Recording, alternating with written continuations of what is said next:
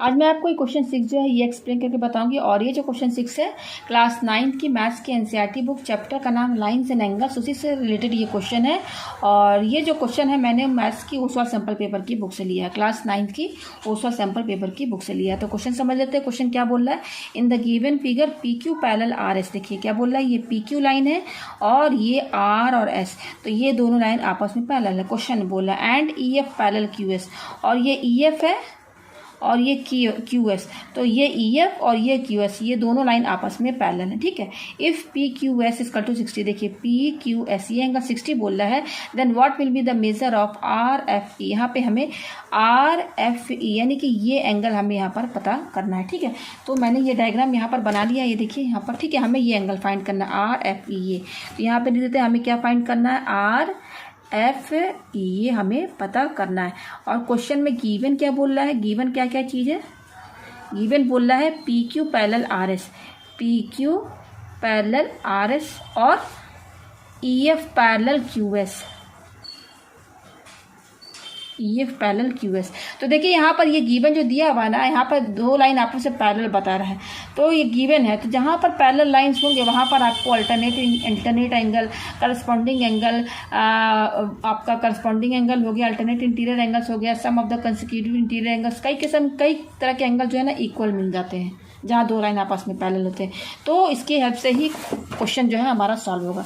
तो यहाँ पर पहला क्या बोल रहा है, P Q parallel R S, ये दो लाइन आपस में पैरेलल है, तो पी क्यू क्या है, ये है, और आर एस ये, तो केवल मैं यही दो लाइन लेकर चलूँगी। ठीक है ना, तो ये रहा पी और ये रहा क्यू और ये क्या है आर एस, ये रहा हमारा आर और ये रहा एस। ठीक है ना, यही है ना।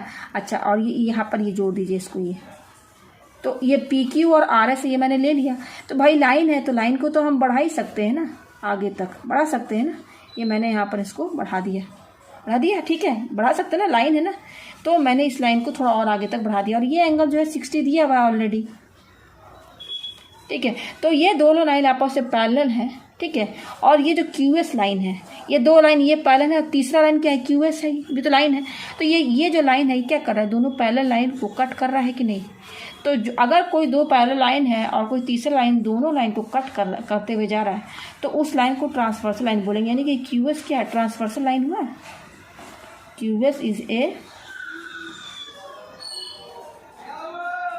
इज ए ट्रांसवर्सल लाइन हुआ।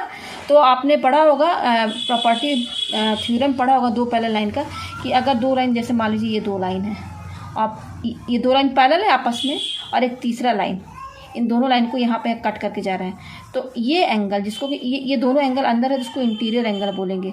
और इन दोनों एंगल का जो सम होता है ना, उसको हम 180 बोलते हैं। तो sum of the consecutive interior angle is 180, ये थ्योरम है। तो ये दोनों एंगल का सम 180 के बराबर ही होता है। तो ये वाला थ्योरम यहाँ पर अप्लाई होगा।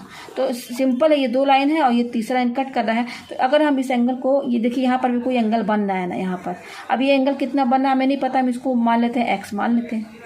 तो हम ये कह सकते हैं ना कि ये दो पैरेलल लाइन है और ये लाइन कट कर रहा है, तो ये दोनों देखा जाए तो पैरेलल लाइन के अंदर ही एंगल है, तो ये इंटीरियर एंगल हुआ। तो यहाँ पर थ्योरम कौन सा लगेगा, इन दोनों एंगल का सम जो होगा ना 180 के बराबर होगा। तो आप यहाँ पे लिख दीजिए, कैसे लिखेंगे, P Q parallel R S and, ऐसे लिखना होगा, रीजन दे रहेगा, Q S is a transversal line, ये लिखना होगा ट्रांसवर्सल लाइन। तो ये एंगल और ये एंगल इनका जो सम होगा, जैसे ये क्या है 60 लिखा हुआ है ना, तो ये 60 ये ऐसे लिखे 60 प्लस, और ये क्या एक्स है, एंगल एक्स, इसको एंगल एक्स मैंने माना है, इक्वल टू 180 के बराबर होगा। तो ये थ्योरम है, यहाँ पर लिख दीजिए, sum of consecutive interior angle is 180 के बराबर ही होता है। थ्योरम भी है, प्रूफ करके दिखाया गया है, बस आप इतना जान लीजिए इन दोनों का सम 180 होता है। तो 60 प्लस एंगल एक्स 180 है, तो एंगल एक्स की वैल्यू निकाल लीजिए। तो ये 60 इधर जाएगा, तो 180 माइनस 60 होगा, भाई ये 60 इधर जाएगा, तो 180 माइनस 60 तो कितना हो जाएगा, 120 हुआ। तो एंगल एक्स कितना आ गया हमारे पास, 120 आ गया। तो ये एंगल हमें पता चल गया 120, ये एंगल, जैसे ये एंगल है ना, ये एंगल क्या है, यही एंगल है ना, ये भाई ये एक्स है ना, यही ना एंगल है। हाँ देखिए क्यू एस आर है ना, क्यू एस आर, तो ये एंगल कितना आया, 120 आया यहाँ पर। तो ये एंगल मिल गया हमें 120 आ गया ना। ठीक है ना। अच्छा, इसका तो यूज़ हो गया। अब दूसरा क्या है, ई एफ पैरेलल क्यू एस। तो चलिए अब इसका यूज़ करते हैं। तो इसके अब ई एफ कौन सी लाइन है, देखिए हमारी ये है ई एफ, ये ई एफ है और ये क्यू एस है। तो ई एफ लाइन कैसे बनी हुई है, ये ई है और ये क्या एफ है, ई एफ हो गया और क्या दूसरा लाइन क्यू एस है। तो क्यू एस बनाइए, ये रहा क्यू और ये रहा एस और ये दोनों जुड़ा हुआ है, इसको जोड़ दीजिए। ये जोड़ दिया, यहाँ पर जोड़ दिया ना। अच्छा ये एफ है, ये एफ है यहाँ पर, ये एफ है यहाँ पर, ये एफ है, यानी यहाँ लिखिए ये एफ है। ये ई एफ लाइन हो गई, देखिए ये बनाया ई एफ और दूसरा क्या है क्यू एस, यहाँ पे मैंने बना दिया वही इतना लाइन, देखिए बना दिया, ठीक है। और ये लाइन थोड़ा ये वाली लाइन और आगे बढ़िए ना, इसको बढ़ा दीजिए।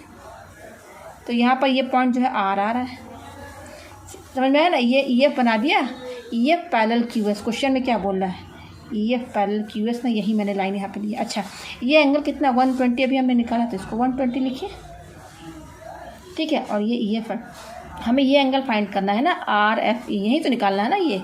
तो अब देखिए इसको मैंने थोड़ा ऐसे कर दिया, तो देखिए ये ई एफ है और ये क्यू एस है, ये दोनों लाइन आपस में पैरेलल है ना।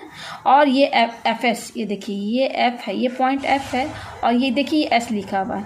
तो ये दोनों पैरेलल लाइन को ये एफ एस कट कर रहा है कि नहीं, ट्रांसवर्सल लाइन हुआ ना एफ एस। एफ देखिए ये एंगल बना हुआ, सही से डायग्राम नहीं बनाया साफ। ये एफ और एस ये लाइन इस दोनों पैरेलल लाइन को कट कर रहा है ना, तो ये ट्रांसवर्सल लाइन हुआ। तो इसके हिसाब से मैंने बता दिया ना कि जहाँ दो पैरेलल लाइन होंगे और तीसरा कट कर रहा है उसको, जिसको को ट्रांसवर्सल लाइन बोलेंगे, तो वहाँ पे आपको कई एंगल्स इक्वल मिल जाएंगे, या तो अल्टरनेट इंटीरियर एंगल्स मिलेंगे या तो करस्पॉन्डिंग एंगल्स मिलेंगे। तो देखिए ये एंगल और ये एंगल करस्पॉन्डिंग हुआ कि नहीं, अगर ऐसे नहीं समझ रहे तो ऐसा समझ लीजिए, ये एंगल करस्पॉन्डिंग हुआ आपस में, हुआ ना करस्पॉन्डिंग। तो हम यहाँ पर लिख सकते हैं ना, देखिए इस एंगल का नाम क्या देंगे, Q S F, Q S F, यही ना, ये पॉइंट एफ है, ये इक्वल टू, और ये एंगल आपस में इक्वल है। तो ये एंगल का वैल्यू क्या है, इस एंगल का नाम हम क्या देंगे, आर एफ ही देंगे। यही तो हमें पता करना है ना, ये आपस में इक्वल हो जाएगा ना। क्यों इक्वल होगा, क्योंकि ये क्या है, करस्पॉन्डिंग एंगल्स हैं, ये करस्पॉन्डिंग एंगल्स है। तो ये क्या है भाई, क्यू एस एफ आपस में इक्वल, ये दोनों आपस में इक्वल है और ये एंगल दिया 120, तो ये 120 हो गया, ये 120 है तो ये भी तो 120 होगा। तो यहाँ पर हमें आर एफ एस की वैल्यू क्या मिली, सॉरी आर एफ ई है भाई, यहाँ पे सॉरी आर एफ ई है, मैंने गलत लिख दिया। ये है क्यू एस एफ, ये एंगल और ये एंगल करस्पॉन्डिंग एंगल, इसका नाम क्या है, क्यू एस एफ लिख दिया इक्वल टू, और आर एफ ई यहाँ लिख दिया, आर एफ ई, दोनों एंगल इक्वल होगा। और ये ऑलरेडी 120 दिया हुआ तो ये भी 120 होगा यहाँ पर। तो हमें यही फाइंड करना था।